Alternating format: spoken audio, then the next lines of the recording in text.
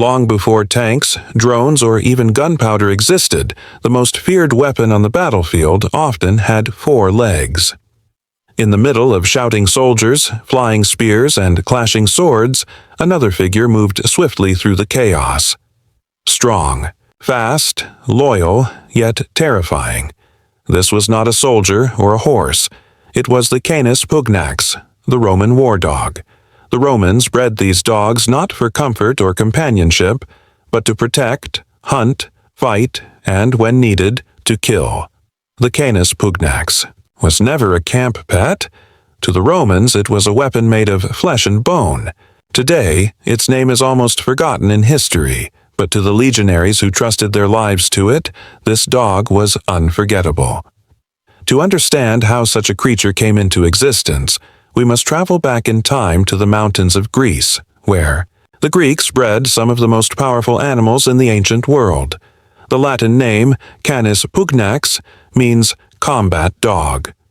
But this animal was no accident. It was created through generations of selection during wars, hunts, and sieges. Its ancestors were the Greek molossers, giant dogs raised to guard herds and property in Epirus, a land that is now part of Albania and northwestern Greece.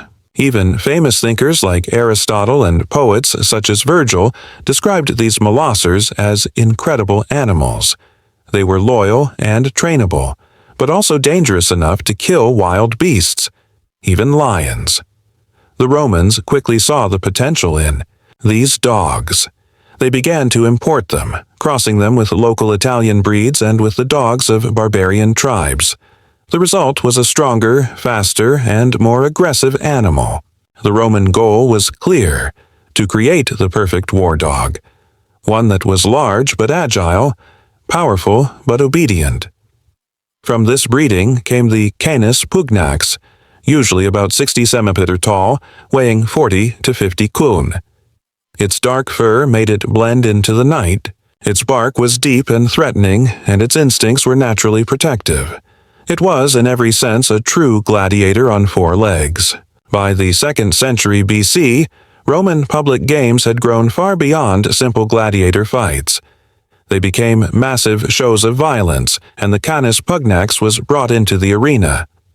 These dogs were trained to attack without hesitation, to ignore pain, and to react instantly to the smell of blood.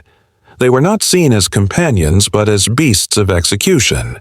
In the arenas, they hunted condemned criminals, chased prisoners, and fought against exotic wild animals like lions, bears, and giant boars. To increase their aggression, the dogs were sometimes starved for days before entering the arena. When their chains were released, the crowds roared as chaos began. Some of these dogs became so well known that they were given names and celebrated by the people, like gladiators in their own right. But while the arenas treated them as bloody entertainment, their true purpose was far more serious. Rome would soon discover that these dogs could be soldiers.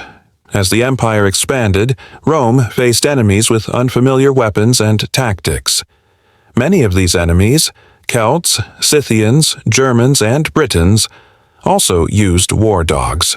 Their dogs attacked, with wild fury, leaping over shields, biting into legs, and fighting to the death beside their masters.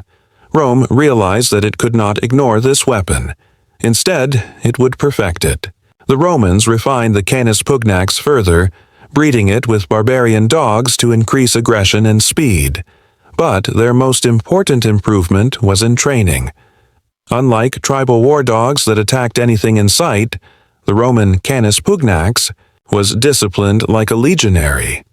It attacked only on command, recognized allies, and could hold formation even in the chaos of battle. If necessary, it would die beside its master. Training was harsh. These dogs were taught to identify the scent of their comrades, to distinguish friends from enemies, and to respond only to specific orders. They ignored distractions and never retreated in fear. They marched with the legions covering up to 35 kilometers a day, often carrying small packs with food, messages, or supplies. They slept in the camps, guarded the soldiers at night, and gave warning. of approaching enemies long before human eyes could see them. In fortified camps called castra, the Canis pugnax was essential. They defended the perimeters, protected supplies, and even guarded prisoners. In dangerous regions such as Germania or Dacia, their presence greatly improved the safety of Roman soldiers.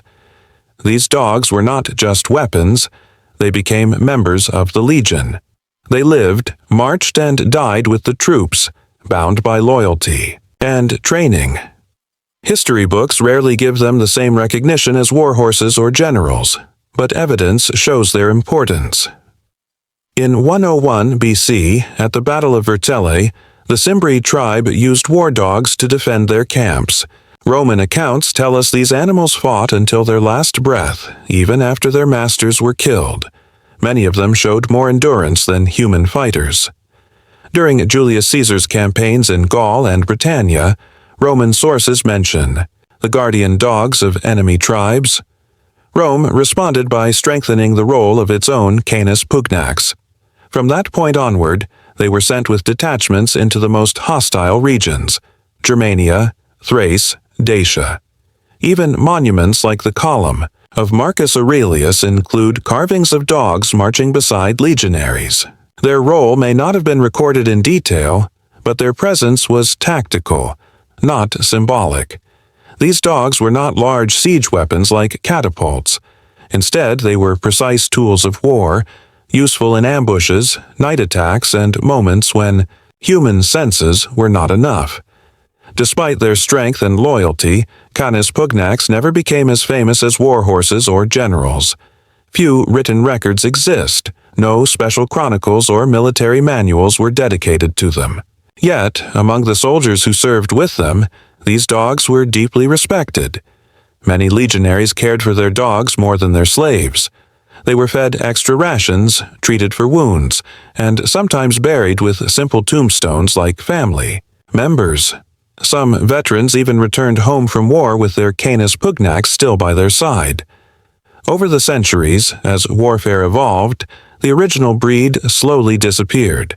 It was mixed with others or faded out as fighting styles changed.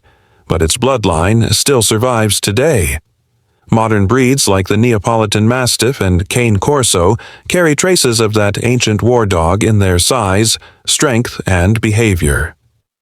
So, now that you know the story of this remarkable animal, ask yourself, does the Canis pugnax not deserve a place of honor alongside the heroes of Rome?